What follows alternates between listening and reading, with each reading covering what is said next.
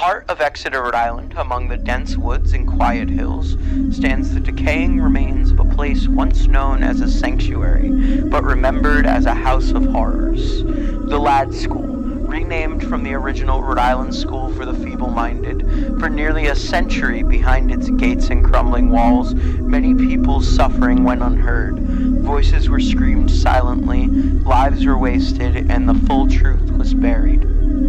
In 1907, the Progressive Era, an age that promised reform science and care for society's people deemed unfit, Dr. Joseph Ladd, a prominent eugenicist and psychiatrist, was handpicked to run the new institution. His vision, a place to isolate and rehabilitate those deemed mentally unfit, slow, or deviant. However, this was all a mirage.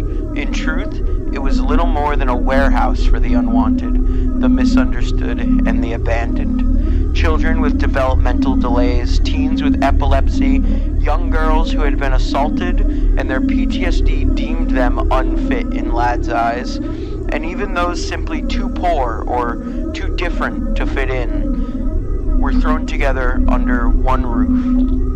Dr. Ladd's legacy was intertwined with his personal beliefs in a scientific model sweeping not just the country but the whole world at the time: eugenics. He believed that mental illness and intellectual disability were hereditary, diseases to be bred out of society. This ideology gave birth to Ladd's infamous sterilizations. Dozens of patients, many just children at the time, were rendered infertile without their or their families, if they could have any, consent. In 1924, Rhode Island passed legislation permitting the forced sterilization of people deemed feeble-minded or unfit to procreate, and the Ladd School took full advantage of this decision. No choice, no rights, and no future. For their own good, they said. The scalpel didn't discriminate, and it certainly didn't heal. Ladd, while starting as a prison of the mind exclusively, using brutal isolation methods, quickly became a hellish experience for the body as well. By the 1940s, overcrowding was epidemic. The buildings, designed for a few hundred people, housed over 1,000. Patients slept on floors with no cots, pillows, or blankets. Food was scarce. The facility was kept in filthy conditions. Sanitation hardly existed at all, despite this being a hospital. But somehow, worse than neglect was the abuse. Reports emerged of patients being beaten by staff, children being restrained for days on end, girls sexually assaulted by orderlies in the hundreds, more capable patients forced to care for other patients doing the jobs of nurses and custodians, unpaid, untrained, all because the Ladd School couldn't be fucked to have any common decency and get more workers to accommodate the amount of people staying there. Some just cried in corners, screamed loudly through the night, and then some disappeared entirely without a word. Ladd kept no public death toll, but the bodies piled up to numbers no one not directly involved could ever imagine. Children choked to death during seizures, with no orderlies being willing to help. Hundreds died from malnutrition, infections, untreated injuries.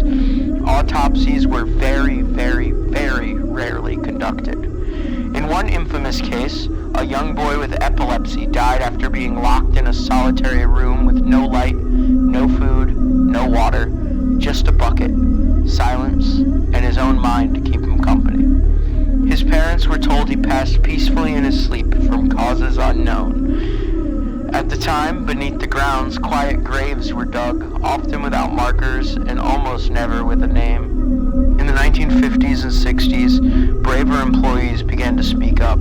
Some leaked photos to the media, others wrote letters directly to state officials, but the institution just responded with denials and promptly fired these people after they were outed by the groups that they had leaked the information to. State investigators came and went, and each time promises were made. Conditions would improve slightly, oversight would increase for a while.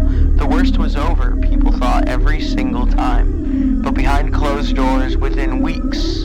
Like clockwork, the beatings, sterilizations, and neglect continued on, with no one noticing or caring. By the 1970s, public pressure grew louder. Civil rights activists, disability advocates, and journalists pulled back the curtain. In 1977, a landmark expose described the Ladd School as a national disgrace. One investigator called it a dumping ground, a place where society throws away all its mistakes. Rhode Island had enough. Slowly, painfully, and with much pushback from the administrators, Ladd began shutting its doors, officially closing in 1994, nearly 90 years after it opened. But closure isn't justice. Many survivors left the Ladd School with no compensation, no apology, no acknowledgement of the years they lost, the traumas they carried, or the dignity they were denied. Some live today, elderly, invisible, and still afraid to speak to anyone about what they had gone through. Others died in poverty, buried in unmarked graves just outside the school's grounds, and Rhode Island just turned the fucking page. Demolished the buildings, and left what was left of the remains there in those woods, never to be spoken about again. But the walls, remember.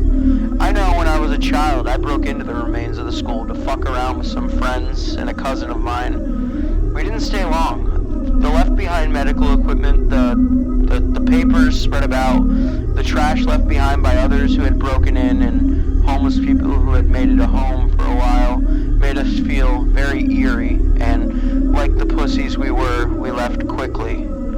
Many other urban explorers who venture to the ruins speak of a deafening silence, of cold spots where the temperature drops drastically, and of distant voices, screams of patients, laughs of orderlies.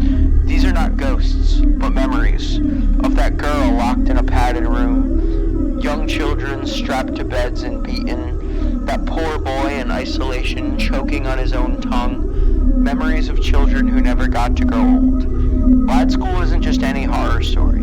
It's a reminder of what happens when society can disconnect itself to dehumanize its most vulnerable. When medicine loses all compassion, when silence becomes complicity. The Ladd School is gone now, but justice is still waiting. We owe it to the victims and the survivors and the children of today to never forget what happened in those woods in Exeter, because the moment we forget is the moment it happens again. I'd like to dedicate this to all the victims and survivors of the Ladd School. Your voices matter, and your stories should endure forever to be told to not just every single Rhode Islander, but every single person, I think, should know. This was not a Rhode Island specific thing. There were institutions like this all across the country, and I feel a lot of them went unheard about for the last 30 or so years since most of them closed.